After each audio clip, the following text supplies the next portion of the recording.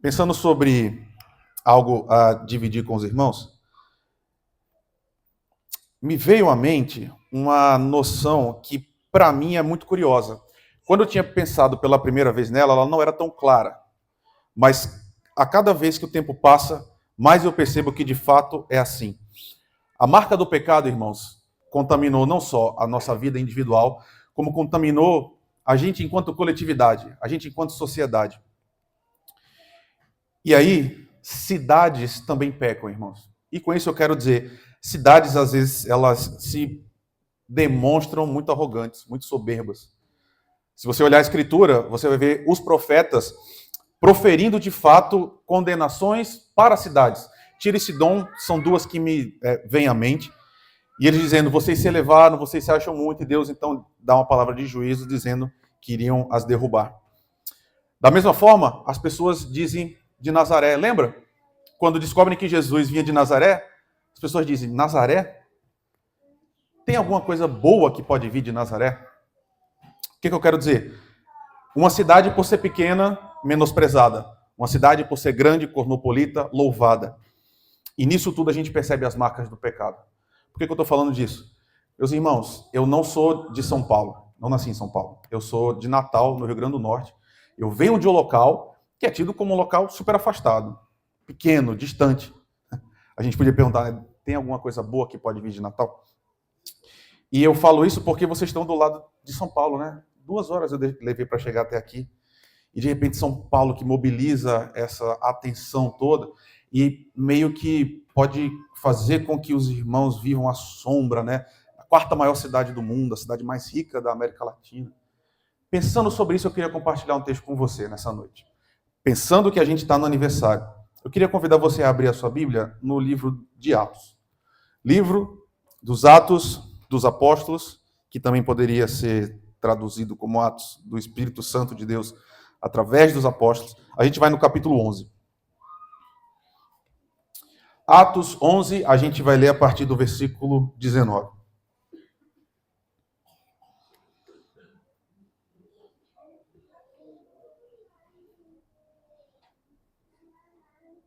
Atos, capítulo 11, versículo 19. Os que foram dispersos a partir da perseguição que começou com a morte de Estevão se espalharam até a Fenícia, Chipre e Antioquia, não anunciando a palavra a ninguém que não fosse judeu. Alguns deles, porém, que eram de Chipre e de Cirene, e que foram até Antioquia, falavam também aos gregos, anunciando-lhes o evangelho do Senhor Jesus. A mão do Senhor estava com eles, e muitos, crendo, se converteram ao Senhor. A notícia a respeito deles chegou aos ouvidos da igreja que estava em Jerusalém, e enviaram Barnabé até Antioquia. Quando ele chegou e viu a graça de Deus, ficou muito alegre, e exortava a todos que com firmeza de coração permanecessem no Senhor, porque era homem bom, cheio do Espírito Santo e de fé, e muita gente se uniu ao Senhor. Depois Barnabé foi a Tarso à procura de Saulo, e quando o encontrou, levou-o para Antioquia. E durante 1 ano inteiro se reuniram naquela igreja e ensinaram numerosa multidão. Em Antioquia, os discípulos foram pela primeira vez chamados de cristãos. A gente tem diante de nós, irmãos, um texto que nasce imediatamente depois de uma cena que é muito importante no livro de Atos, muito sintomática. Você lembra, assim como eu, que Pedro passa por uma experiência que a gente tem muita dificuldade de acessar, porque a gente não é judeu. Mas se você fosse judeu, você saberia como foi difícil para Pedro viver aquele episódio com Cornélio, um pagão, um homem que não era judeu, um homem que não fazia parte do povo de Deus. De repente, a ele é revelada a palavra do Senhor. E é dito a Pedro, Pedro, vá até Cornélio e fale com ele. E aí aquele episódio do lençol, né? Pedro fala assim, não, Senhor. E aí Deus ensina então para Pedro que ele deve ir, metaforicamente, né? Comer, ou seja, os gentios não são mais impuros. O Espírito Santo desce sobre os gentios. E aí o que acontece, e eu acho até curioso, né, irmãos? É engraçado isso. Pedro tem que ir para Jerusalém e ele tem que explicar. A igreja de Jerusalém fica, Pedro, que história é essa? Você está falando com os gentios? Você está levando a palavra de Deus para eles e vocês os estão batizando? Então Pedro volta E as pessoas ficam iradas com ele, né? E ele dá seu testemunho, então diz o que Deus tem feito. E o texto anterior termina dizendo: logo também aos gentios foi por Deus concedido o arrependimento para a vida. Então, a igreja está crescendo. A palavra de Jesus continua avançando a partir do ministério dos apóstolos. Nesse caso específico, a Pedro. Mas note, o que eu estou tentando te mostrar está cada vez ficando mais claro que os discípulos não entenderam direito. O Senhor está ampliando a visão dos discípulos a partir de Pedro. E aí, Deus então usa uma catástrofe para fins bons. O texto que a gente acabou de ler diz que, a partir do martírio de Estevão, as pessoas foram espalhadas. Então, note, a igreja cresce de uma forma, assim, inimaginável. Pelo menos 5.000 pessoas se convertem logo no começo de Atos. Só que elas ficam todas em Jerusalém. Está todo mundo junto. Até que Estevão morre.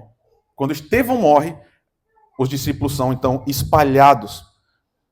Eles estão dispersos agora. E aí, pela mão de Deus, eles vão alcançando terras que são mais distantes. E aí, meu irmão, minha irmã, eu fico muito emocionado com esse texto, muito. Porque me toca muito. A Bíblia ensina para nós, a história da gente, né, a história da igreja cristã, mostra que enquanto o povo estava sendo disperso, a partir da morte de Estevão, eles estão pregando. Olha que coisa incrível. Estevão tinha acabado de ser morto. E por causa da perseguição eles fogem. Mas quando eles fogem, eles pregam. O tempo todo. Por onde eles iam, eles pregavam. E aquela massa de discípulos, então, está se espalhando por aquela região. E com ela, a palavra de Deus também se espalha. A noção Jesus é tão real para aquele povo. Jesus está tão vivo no coração deles, que por onde quer que eles vão, a proclamação também os acompanha. Ou seja, o que eu estou querendo dizer para você onde havia cristãos, havia pregação da palavra. E eu sei que você já passou por isso, né? Normalmente, quando a gente se converte, o nosso coração está tão cheio que a gente está o tempo todo falando de Jesus, falando e compartilhando. É o que estava acontecendo aqui. Só que tem um detalhe muito importante, e aqui começa o centro do que eu quero te dizer hoje. Quem faz isso, irmãos, não são os líderes da igreja. Você percebe? O texto não fala dos apóstolos, aqueles que andaram com Jesus. Não são eles que estão indo e estão espalhando a mensagem. Não. São pessoas comuns. Gente que não aparece o nome aqui. Se você ler de novo o capítulo 11 inteiro, não vai ter o nome de ninguém dessas pessoas que estão pregando. São crentes. Gente comum. Gente como eu, gente como você também. E é sintomático, né? Eles não são missionários nos termos que a gente compreende hoje, né? Quando a gente fala um missionário, a gente pensa em alguém que é enviado, às vezes até por uma missão, né? Alguém que foi para algum lugar, estudou, foi preparado, teve uma capacitação e depois foi para algum lugar distante. Não. Esses homens e mulheres não têm nenhuma capacitação especial. Não tinha curso. Não tinha seminário. Eram só homens e mulheres que amavam o Senhor, gente simples, e que amando o Senhor, vão falando o tempo todo. Mas tem um detalhe. Versículo 19 diz, eles não anunciavam a ninguém, eles só anunciavam aos judeus. Os discípulos se concentravam num povo só. A mente desses homens era judaica. Ainda era judaica. O evangelho estava no começo. E naturalmente, então, eles vão falar aos iguais. Eles não falam a todas as pessoas, eles falam aos que também, como eles, são judeus. Eles não entendiam esse quadro maior que Jesus começou a mostrar através da vida de Pedro. Ele interagindo com Cornélio, né? Provavelmente, o que está acontecendo aqui onde esses homens e mulheres estão chegando, eles vão de sinagoga em sinagoga, e eles estão mostrando que Jesus é o cumprimento do Antigo Testamento. Eles falam a pessoas que já conheciam o Antigo Testamento. Então, eles têm um foco missionário muito específico. Só que eles estão agindo ainda como Jerusalém agia, né? No coração, eles têm essa mesma noção de Pedro. Qual é? Vocês sabem que é proibido um judeu ajuntar-se ou mesmo aproximar-se de outra raça, diz Atos capítulo 10, versículo 28. Você está entendendo o que eu estou querendo dizer para você? Quando a igreja se espalha, eles ainda olham para as pessoas e categorizam as pessoas entre quem é judeu, quem não é. A gente tem que pregar para quem? Para os judeus. Quem não é judeu, a gente nem fala. A gente nem senta, a gente não come. Eles são os de fora. Curioso, não? Essa é a história da igreja. Essas divisões humanas ainda estão governando os corações. E os homens não conseguiam ultrapassá-las. Porém, irmãos, no meio dessa gente toda, tem alguns que são diferentes. Alguns não eram judeus de nascimento. O texto que a gente acabou de ler diz isso. Homens e mulheres que nasceram em outras regiões que não Israel. Eles aprenderam a fé judaica, mas eles não eram nascidos lá. E aí o que eles fazem? Irmãos, esse povo vai até Antioquia. A perseguição empurra esse povo até o norte. E quando eles chegam lá, eles falam também aos gregos. Versículo 20. Eles anunciam o evangelho do Senhor Jesus. A gente está falando aqui das boas novas. Onde quer que eles vão, eles estão dizendo, Jesus é o Senhor. Jesus é o rei que é soberano. E a gente traz uma notícia boa para vocês. Esses discípulos estão quebrando essas barreiras. Eles vão além do que os apóstolos faziam. E aqui, daqui a pouco vai ficar mais claro. Mas, por favor, escute o que eu estou dizendo, meu irmão, minha irmã. Eles vão além dos apóstolos. Os apóstolos estão em Jerusalém. Eles estão circunscritos naquele local. Eles só falam com os judeus, não esse povo. Esse povo está falando, e falando para qualquer pessoa. E qual é o fruto dessa ousadia? O texto diz que a mão do Senhor estava com eles, e muitos, crendo, se converteram ao Senhor. É a mesmíssima expressão aqui que o texto de Lucas usa para João Batista. Quando João estava lá clamando no deserto, multidões iam até João. Por quê? Porque a mão do Senhor estava com ele. Então, Yahvé agora está com a igreja. Deus está abençoando a pregação aos gregos. E muitos estão crendo. A colheita está sendo muito grande, irmãos. O que eu quero te mostrar é, Deus está reunindo um povo. Esses irmãos aqui são só ferramentas. Mas quem está agindo é Deus. Ele é quem chama, Ele é quem converte. Deus do começo ao final. E aí, não apenas creem, mas se convertem, né? Eles acreditam em Jesus e mudam de vida. É isso que o texto está dizendo. Metanoia, a mente deles é transformada. Gente que os judeus achavam totalmente pagãos. Quem está se convertendo, para um judeu, é gente impura. Gente que não conhecia a Yahvé. E gente que agora está se abrindo para Jesus, o seu filho. Coisas que os judeus rejeitaram. Meu irmão, minha irmã, o que está acontecendo aqui é uma loucura total. A gente nunca vai conseguir acessar, né, o que essa experiência significava. Mas eu não consigo entender isso. Gente que não conhecia o Antigo Testamento. Gente que não conhecia o Deus do Antigo Testamento. Gente que não cresceu ouvindo a história do Êxodo. Gente que não conhecia os profetas. Ouvem falar de Jesus. E acreditam em Jesus, e se convertem a Jesus, e se agarram a Jesus. E a vida de Jesus agora é a vida deles também. Gente que, em tese, não devia acreditar, mas gente que acreditou. Gente que seria facilmente ignorada, porque é gente difícil demais de se converter, mas eles se converteram. E aqui note, irmãos, de novo, o foco não está no método. A questão aqui não era como esses homens e mulheres pregavam. Não, a questão é, o Senhor estava com eles. A mão do Senhor estava com eles. Homens e mulheres que tinham muito menos recursos do que a gente tem hoje.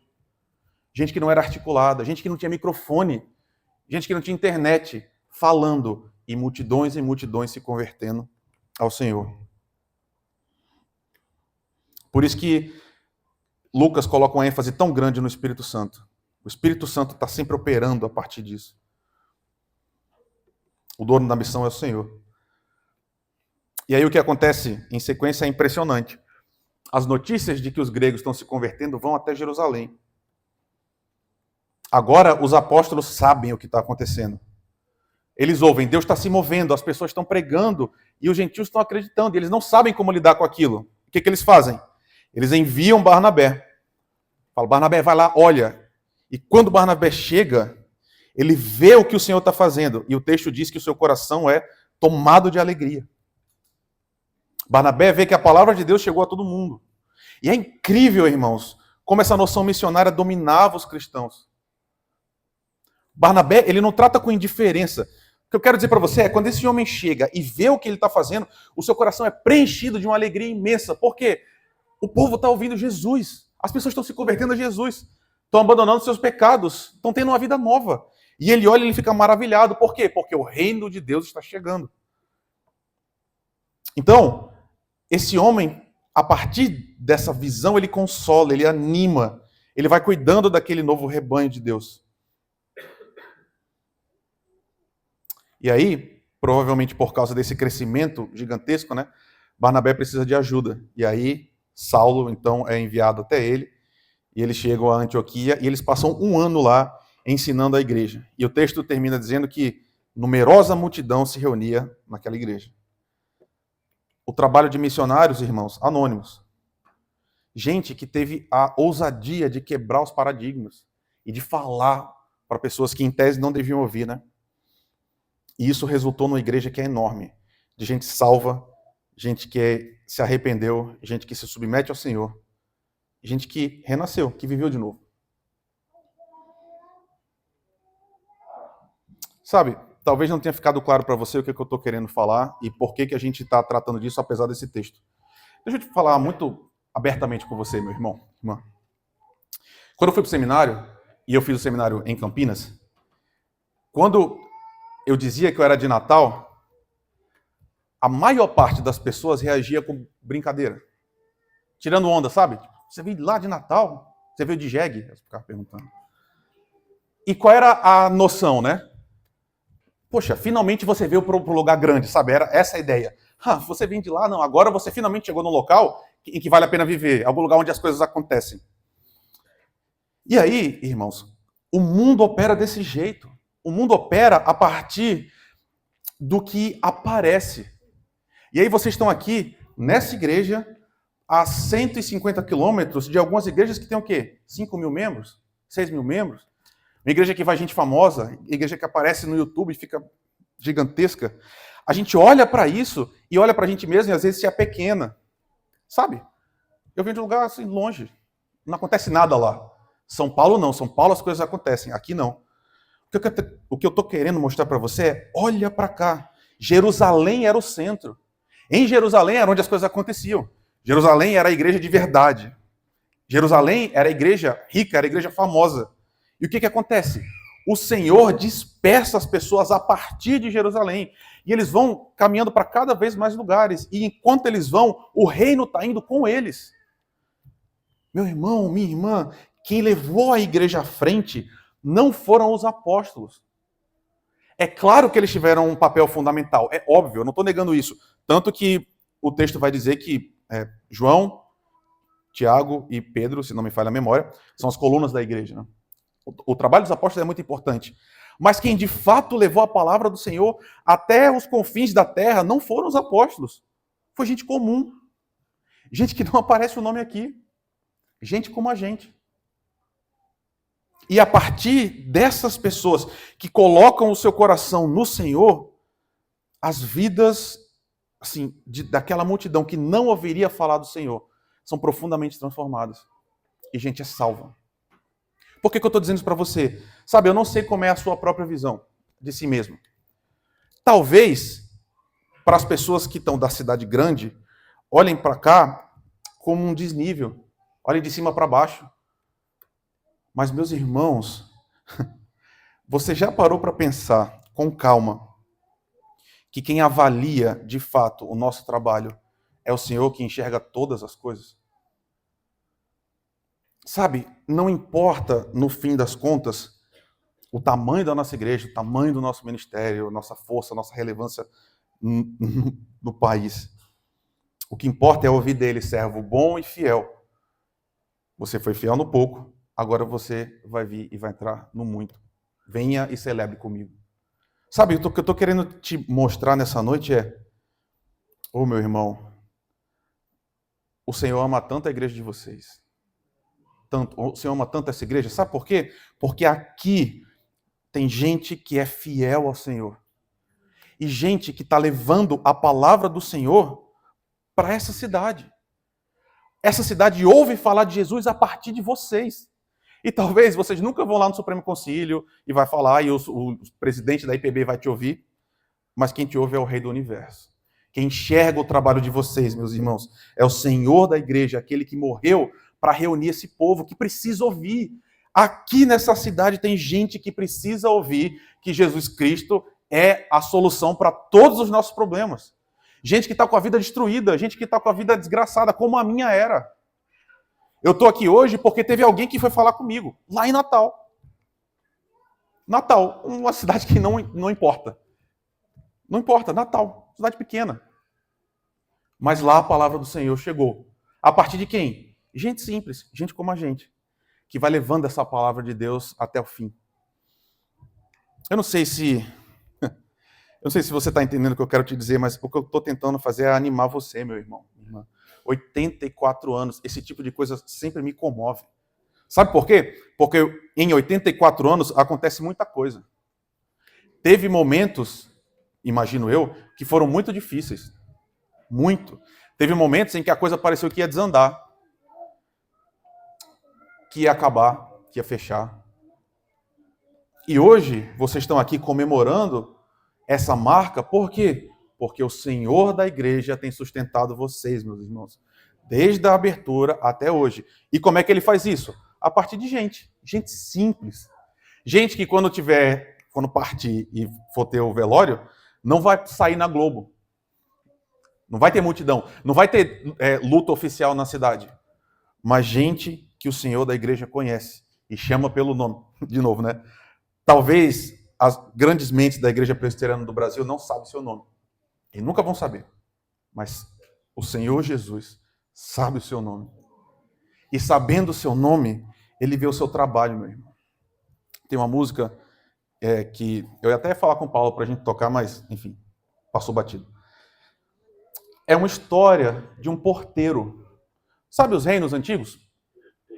Uma cidade que precisava guerrear contra outra. E as cidades eram moradas, elas tinham portas. O porteiro fica cantando, dizendo: o meu sonho era ir na batalha. Porque na batalha tem a glória, na batalha tem o glamour. Quem vence a batalha e volta, volta famoso, volta com seu nome cantado. Eu sou quem? Eu sou só o porteiro. E aí ele pergunta: eu nem sei se o rei sabe meu nome. E aí ele percebe que nesse trabalho tão silencioso, tão pequeno dele, o rei não só sabe o nome, como o rei se importa com ele. E ele serve o rei a partir de um trabalho que é muito simples. Sabe, irmãos?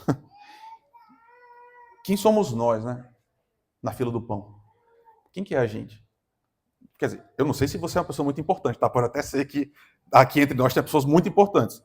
Eu sei que eu não sou ninguém, irmãos. Quem? Eu sou só um pastor de 35 anos. Mas eu queria que o rei soubesse meu nome. E eu queria trabalhar para ele. Eu queria fazer muitas coisas para ele. E antes eu achava que fazer muitas coisas era fazer coisas muito grandiosas. E a partir desse texto, e a partir de momentos como esse, eu percebo que o que ele pede de mim é que eu coloque o meu coração nas mãos dele. E os meus dons nas mãos dele. E ele que multiplica, e ele que faz a obra, irmãos. Sabe, eu sempre penso nisso. Tem algumas pessoas na igreja que por várias limitações não conseguem fazer grandes coisas. Sabe? Lá em Natal tinha um irmão específico que ele tinha uma limitação muito severa, tanto intelectualmente quanto no corpo. Ele nasceu com uma deficiência muito grande. E o trabalho dele era ficar na porta da igreja. Ele ficava na porta.